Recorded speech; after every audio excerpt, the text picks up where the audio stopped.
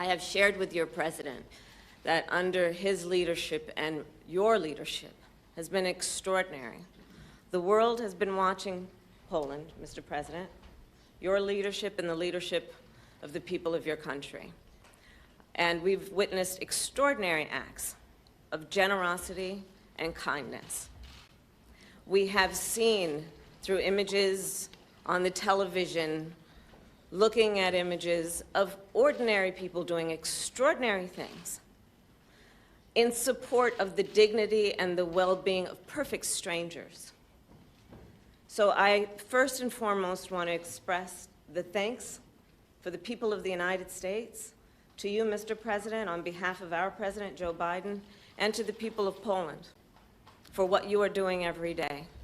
It really represents the best of who we are. We are here, and I am here in Poland today, as part of an enduring, long-standing friendship and commitment between the United States and Poland based on shared values and priorities. I am here, standing here on the northern flank, on the eastern flank, talking about what we have in terms of the eastern flank and our NATO allies, and what is at stake at this very moment. What is at stake this very moment are some of the guiding principles around the NATO alliance, and in particular, the issue and the importance of defending sovereignty and territorial integrity, in this case of Ukraine. As President Duda has described, we have been witnessing for weeks, and certainly just in the last 24 hours, atrocities of unimaginable proportion.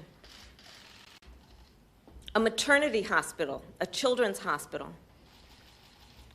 where we have witnessed pregnant women who were there for care, for one reason, being taken out because they required care because of an act of violence, unprovoked, unjustified.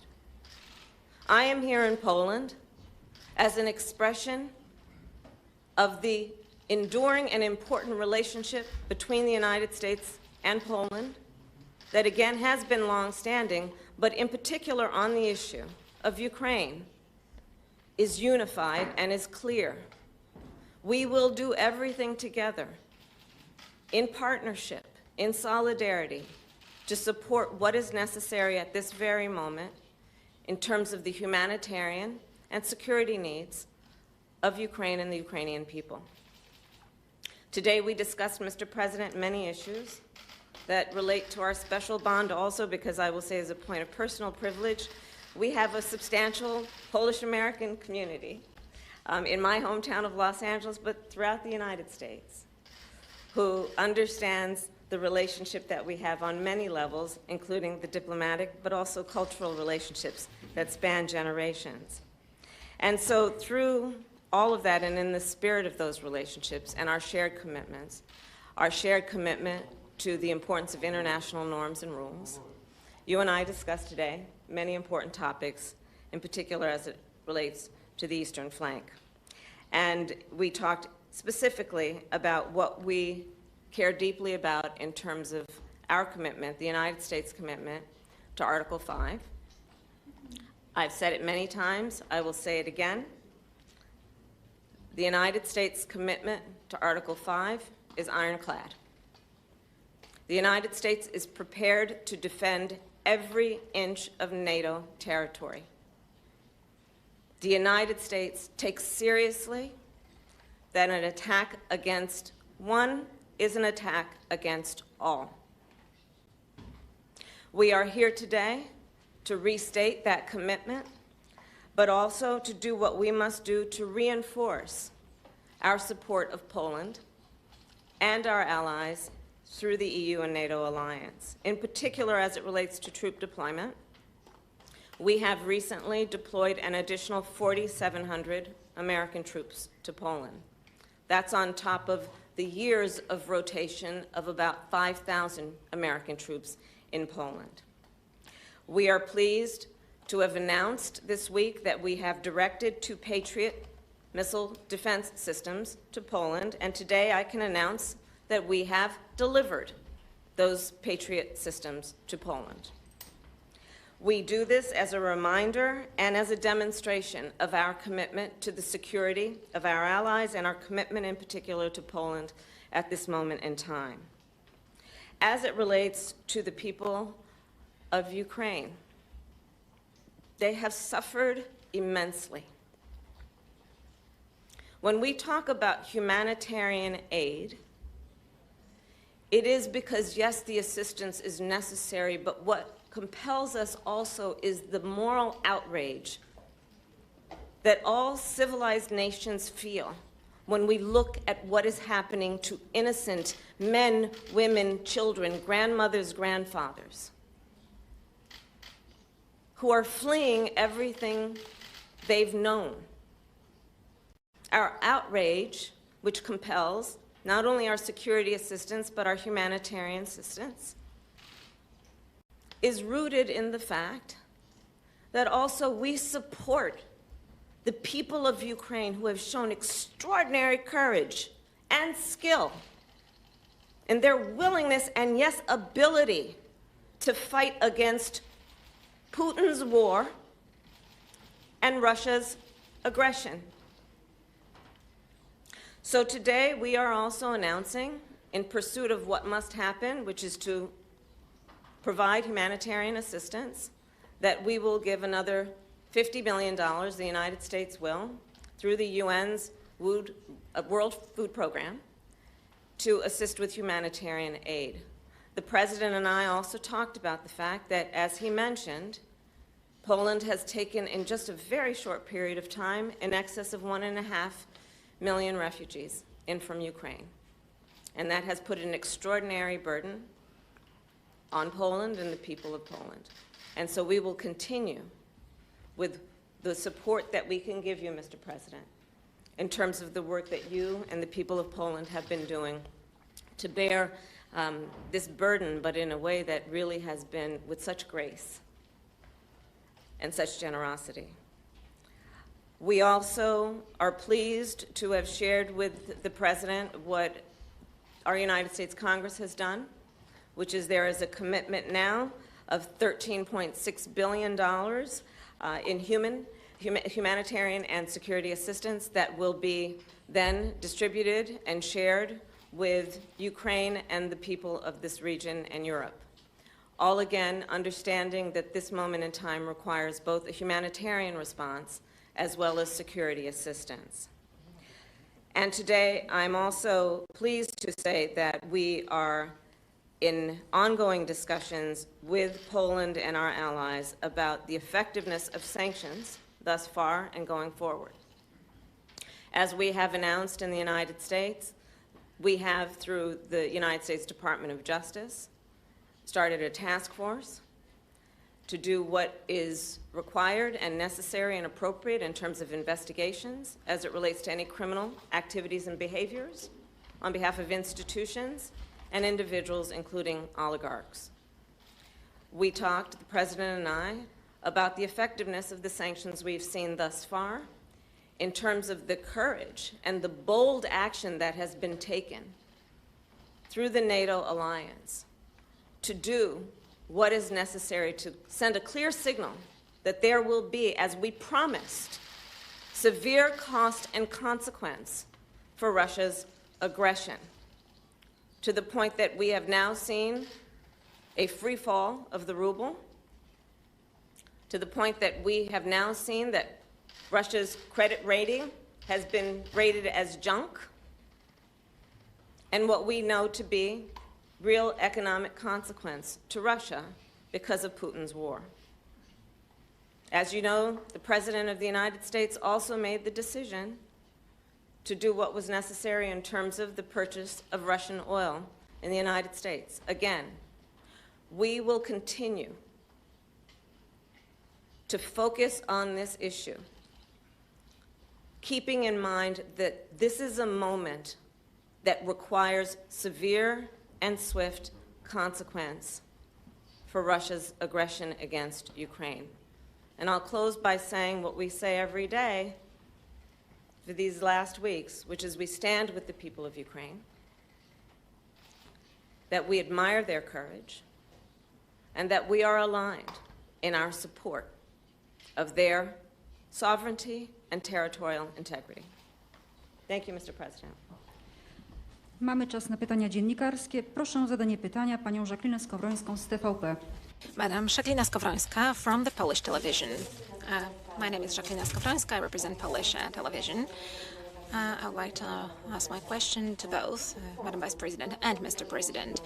In what way has this brutal attack of Russia against Ukraine impacted Polish-American relations? Anthony Blinken, State Secretary, during his last visit to Poland, was saying that the Polish-American friendship has never been so strong in history as it is now. Is it going to translate also on the permanent military presence of the United States in Poland? Thank you very much.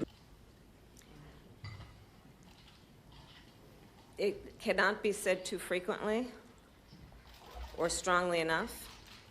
The relationship between the United States and Poland is a deep, enduring, and strong one, and dare I say, has become even stronger when we have been faced as a world with such adversity. I think we all know, even in our personal lives, adversity really, truly can present the real measure of an individual or a relationship. And what we have seen, without any doubt, is that this friendship and relationship between the United States and Poland is a strong one. Szanowni Państwo, Ladies and gentlemen, answering your question, I would need to go a little bit back into history, deeper into history. Let me put it in the following way. When I started my service as President of the Republic of Poland in 2015, I was perfectly aware of the fact that an aggressive Russia, like President Lech Kaczynski was saying in Georgia in 2008, would not stop only attacking Georgia in 2008 and attacking part of Ukraine in 2014. I knew that this appetite, this imperial appetite, will grow if the world does not react to that. If the world does not react, if the North Atlantic Alliance does not stand up, does not present a tough stance, then we will see more attacks from Russia, to which perhaps sooner or later also my country, Poland, would fall victim to. And when I started as President of Poland, I knew that I had to do everything that I could to protect Poland from such a scenario. One has to use very clear and strong words here in the presence of Madam Vice President of the United States. Those who understood well what I was saying back then, speaking about the Russian threat, were precisely the representatives of the United States, were the representatives of Barack Obama administration and the President himself back then, the US generals as well. And precisely thanks to their support, we were able to obtain the North Atlantic Alliance presence on the eastern flank. We're able to execute the strengthening of the eastern flank for the first time since we joined NATO in 1999. It was precisely a NATO summit in Warsaw, through, first and foremost, the decisions of the US President and his team, but also through the decisions of other allies whom we were able to convince, has led to putting this presence on the eastern flank of the alliance. And symbolically, in Poland, the United States is the framework nation. At the same time, the US soldiers came here and started their rotational presence in Poland. It is a rotational, but also a persistent presence, enduring presence. It is a back-to-back presence, so soldiers change, but the U.S. Armed Forces are present on our soil all the time, and that was a breakthrough. If we recall the words of President Lech Kaczynski, which I quoted many times, and he said those words to me back in 2008, he said, and I quote, "Andrzej, when U.S. soldiers are on our soil, when U.S. military installations are on our soil, when U.S. military equipment is put on our soil, then the whole world will be able to see that we are no longer a Russian sphere of influence. This is a true friendship." As Madam Vice President remarked today, a friend in need is a friend indeed. And that is why I'm really happy that today, when we are in need and when the NATO eastern flank is in need, the United States, by the decision of President Joe Biden, has deployed additional troops. The U.S. is deploying more troops, and the U.S. is announcing the presence in our part of Europe and also in Poland, because this is precisely the understanding of the geopolitics of strategic goals that have to be achieved by this geopolitics and by the three worlds. This is the understanding of the security. Is Polish-American presence today, if we look at the last couple of years, stronger than ever? Yes. Polish-American friendship, for sure, over the last 7 years of my presidency is stronger than before. And this presence here today in Warsaw of Madam Vice President Kamala Harris is yet another strong of that. The presence of all the representatives of Mr. President Joe Biden's administration here recently on our soil. Also, this is evidenced by the frequency of contacts that I have with the President of the United States. We frequently talk and discuss the most important security-related topics and our mutual relations. Yes, of course, whenever we speak about great politics and friendship, this is this friendship in great politics, and this is the friendship between states. For sure, this is the friendship between Poland and the United States of America. It is very strong right now, the strongest perhaps ever in history. The next question will come from Nandita Bose of Reuters. Hi, Madam Vice President. Thank you for, and President Duda, thank you for taking my question. President Zelensky has strongly asked for better air power in recent days. And my question is, what kind of alternative plans does the United States have to get materials to help Ukraine defend itself, especially now that you have declined Poland's offer on jets? Can you give us some specifics on what you discussed with the Polish leaders on this issue, Madam Vice President? And one for President Duda. The United States says, Mr. President, it was not consulted before you made the offer to make your jets available to the United States. Is that accurate? And did Poland act unilaterally in making an offer? If yes, why? Especially now that you have spoken about the strong relationship that U.S. and Poland has shared over the years. Thank you.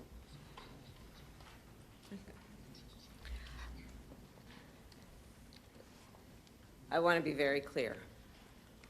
The United States and Poland are united in what we have done and are prepared to do to help Ukraine and the people of Ukraine. Full stop. In terms of the work that the United States has done thus far, we have, as you know, given military, humanitarian, and security assistance, and that is an ongoing process. As I mentioned earlier, Congress, the United States Congress, has now made a decision for $13+ billion of U.S. money to go to Ukraine and our European allies to assist in terms of both their security and humanitarian needs.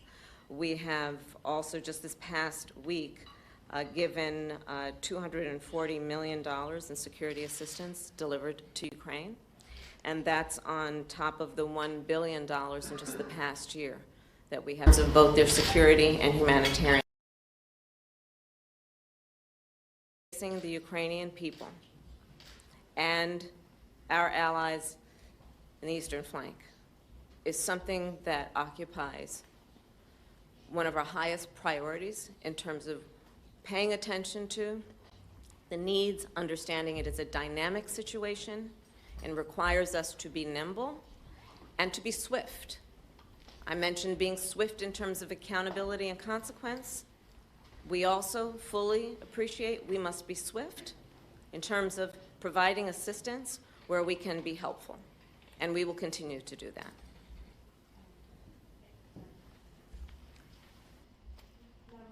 Any alternative plans, especially in light of the issue with Poland on Well, we're making deliveries every day in terms of what we can do in terms of assistance, and in particular, when you look at what we've been doing as it relates to anti-tank and systems, that is an ongoing process, and that's not going to stop to the extent that there is any. Thank you. Kolejne pytanie, proszę. One moment, I need to give an answer as well. Madam, that situation is extremely complex because we are all saying that there is a fight going on in Ukraine for independence, for sovereignty, for freedom, and for survival, and support with all the strength we have the people of Ukraine. It is not only the military, also the people of Ukraine have taken to arms to defend their homeland. It is not only men, it's also women who fight on the front line with men in order to defend their country. And we have no doubt whatsoever that they need help and assistance. Let me say something more. We accept that they have the right to demand this assistance from the international community. They can demand this support from NATO. We are getting them assistance and material assistance the best we can, trying to do our best. Some expectations were addressed in a very strong, vocal, so towards Poland. We members of the North Atlantic Alliance, and security-related issues are concerned. We have to look at these not only through our own lens, so the security of Poland, but we also have to adopt the perspective of the security of NATO as a whole. In a nutshell, we have to be a member of the North Atlantic Alliance. That is why there were requests addressed to us. Those requests were addressed to us by the Ukrainian side and also to a certain extent by the media. We behaved in such a way as a reliable member of NATO should behave. A member of NATO who does not want to expose NATO to any difficult situation. On the other hand, we, as members of NATO, also wanted and want to look for ways of support for the fight in Ukraine.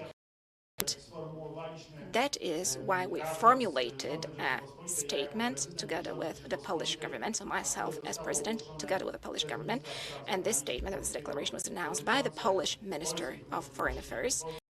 It talked about the Polish possibilities, military possibilities of assisting Ukraine. Simply, we decided to put those jets at the disposal of NATO, not expecting anything in return, because we stressed very clearly that as a gap filler for the donated equipment, we were able to buy what we would need as a replacement, and we ourselves were ready to provide our equipment free of charge. But we wanted NATO as a whole to make a common decision so that Poland remains a credible member of NATO, not a country who decides on its own on important issues which impact the security of NATO as a whole, which would impact the security of all members of NATO, also our neighbors who are part of NATO, members of NATO. Thank you. Another question, Mrs. Maja Wójcikowska, TVN24. Madam Vice President, each day we can see death and unimaginable suffering of the Ukrainian people caused by decisions made by Vladimir Putin. My question is, will the US supporting international investigation into war crimes committed by Russia in Ukraine? And can you see any political future for Putin? I to jest oczywiście też pytanie do pana prezydenta o tę polską stronę i przyszłość. This is also the question to the Polish president. Okay, I'll go. You go this time, please. Jeżeli pani...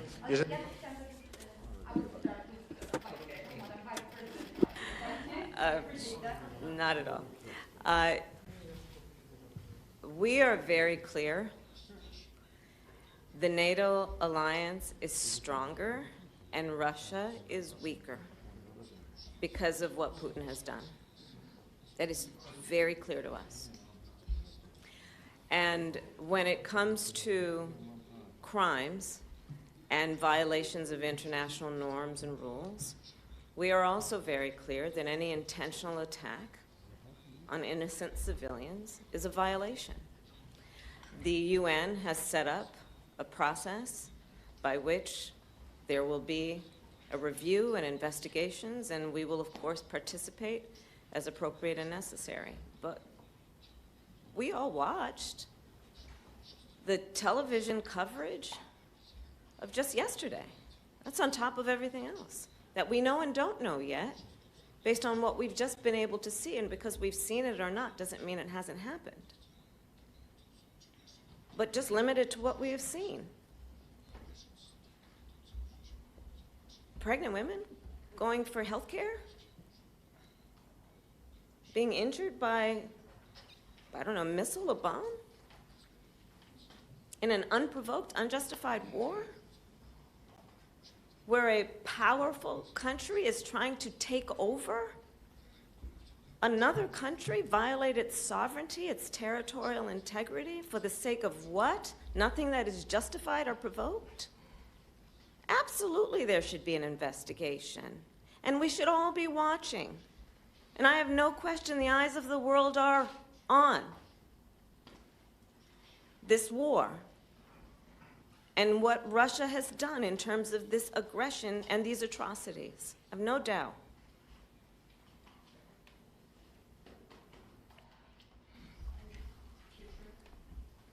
Dla nas oczywistą sprawą jest, It is obvious to us that in Ukraine,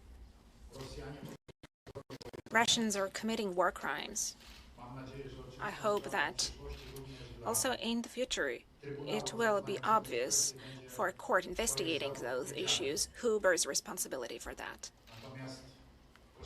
Now, please remember that the refugees from Ukraine are coming to us right now.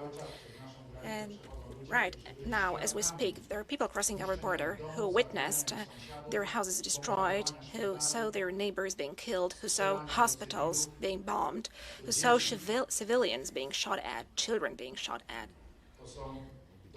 These are proofs. These are the reports of witnesses, and they also have those proofs on their smartphones. If you look at those footages, it just makes your blood curl. Such scenes are happening today, and they have been happening over the last days in Ukraine, and their perpetrators are Russians. A group of prosecutors has come to us, delegated by the court, to look at the facts of this case. They are collecting evidence. We, as Poland, try as much as we can to give them the best possible conditions for work and to fulfill this very difficult task. Let us remember, the witnesses are here. There is a lot of evidence, the footages, as I mentioned. We have those proofs, the evidence, all of that is being collected. The work is ongoing, and I do believe that it is going to result in very serious indictment acts. And I do believe that the war criminals will be sentenced, those responsible for the war that is happening in Ukraine right now as a result of this bandit Russian assault. And the final question will be from Asma Khalid of NPR. Thank you. Thank you, Madam Vice President. I wanted to ask you about some reporting that my colleague here in Poland noticed. He recently spoke with the mayor of the largest border town, who told him that the refugee system is essentially not set up for this, that it will collapse. It's an improvised system that can work for maybe 2 weeks, but not indefinitely. And I'm wondering what the United States is going to do more specifically to set up a permanent infrastructure.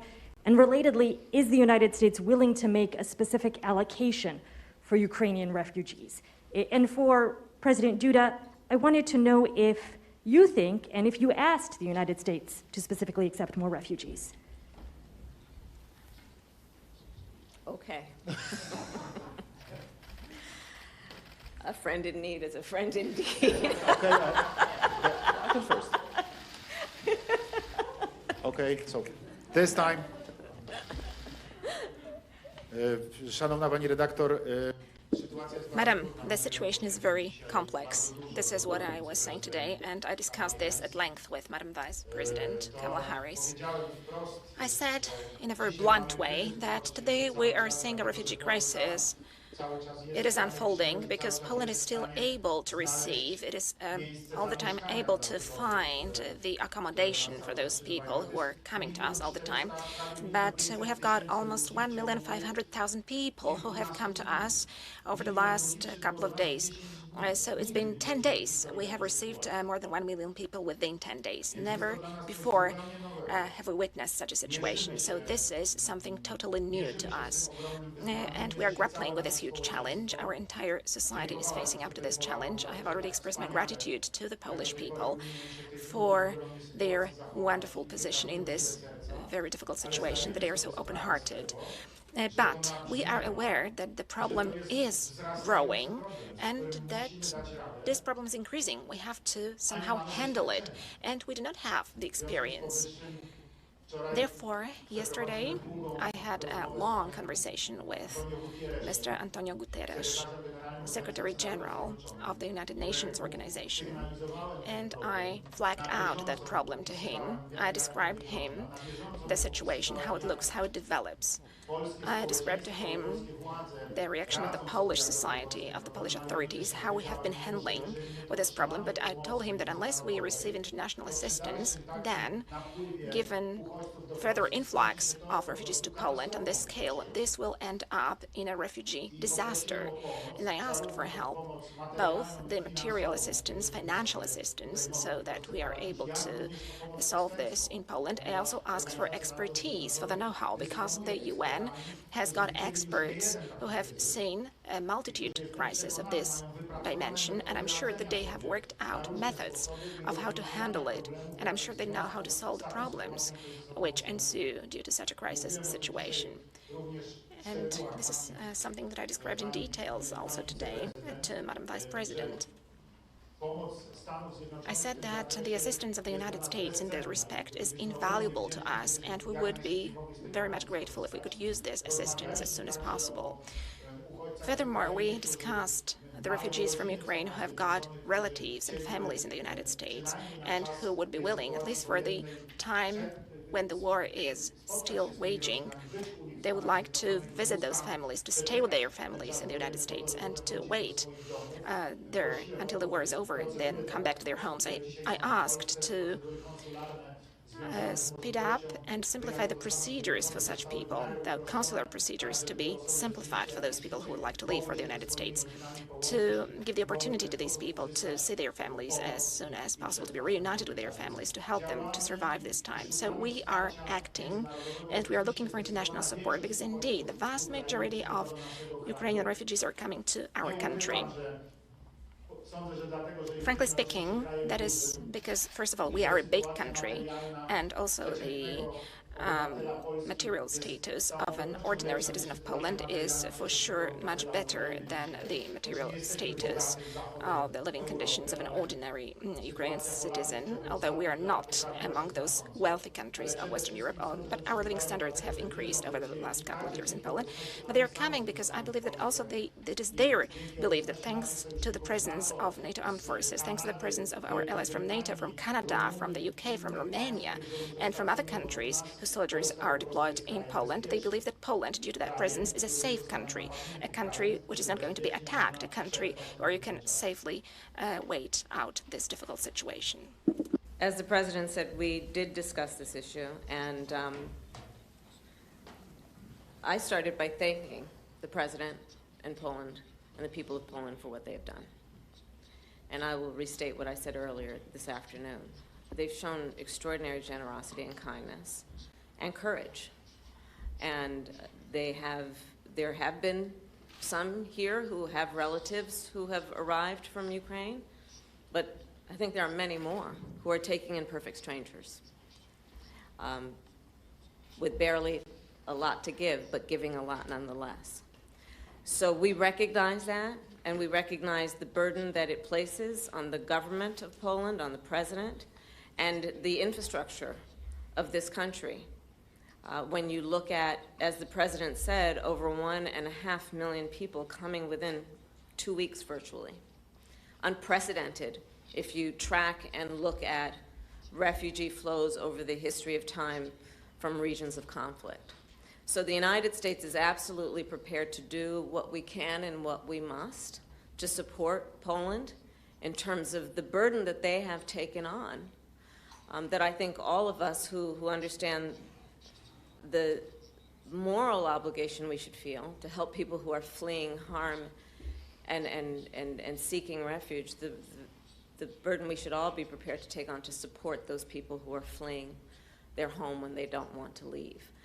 In terms of what we are doing in the United States, we will then take this in terms of what we can do to support and look at those Ukrainians who want to come to the United States. What we are seeing thus far is large parts of that population who are fleeing Ukraine who desire to stay in Europe. You probably know that we have made a decision as it relates to TPS, the temporary protected status. So for Ukrainians that are in the United States whose visa may expire or has expired, if they were in the United States before, I believe it's March, I don't have the exact date, they will be able to stay. They won't be required to leave even though their visa has expired, because of course we would not send them back to what is a war zone. And the bottom line is that I have stated the position to the President this afternoon. As we have said many times through our work collectively in the UN, through NATO, we will support Poland in terms of the burden it is facing and our collective responsibility to ensure the safety and well-being of these refugees.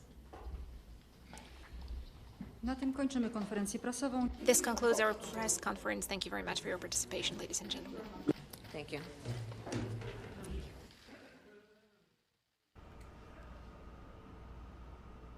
And there we did just listen in live to the latest update from Vice President Kamala